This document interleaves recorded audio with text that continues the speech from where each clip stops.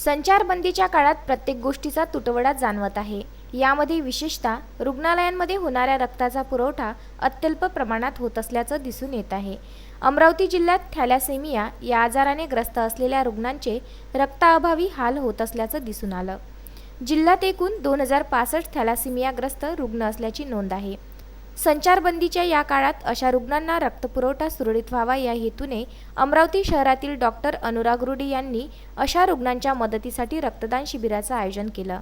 रुग्णालय इथे रक्तदान शिबिराचा कार्यक्रम आयोजित केलेला असून माझे सर्व मित्रमंडळी जास्तीत जास्त संख्येत उपस्थित राहून 1 मीटर रूल फॉलो करून सोशल डिस्टन्सिंग मेंटेन करून कोरोना क्रायसिससाठी रक्तदान ब्लड डोनेट करतो आहे।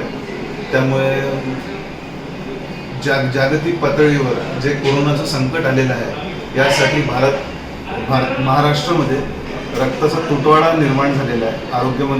आरोग्यमंत्र्यांनी सांगितलेले की ब्लड डोनेशन करा।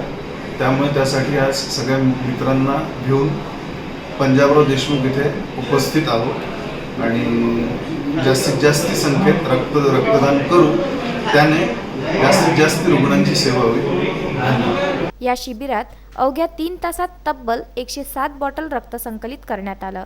या उपक्रमाचं कौतुक जिल्हा शल्य चिकित्सक तसेच वरिष्ठ अधिकाऱ्यांनी केलं असून अनुराग यांनी मानवतेच्या दृष्टीने केलेल्या या कार्याला सर्वांनी शुभेच्छा दिल्या आहे।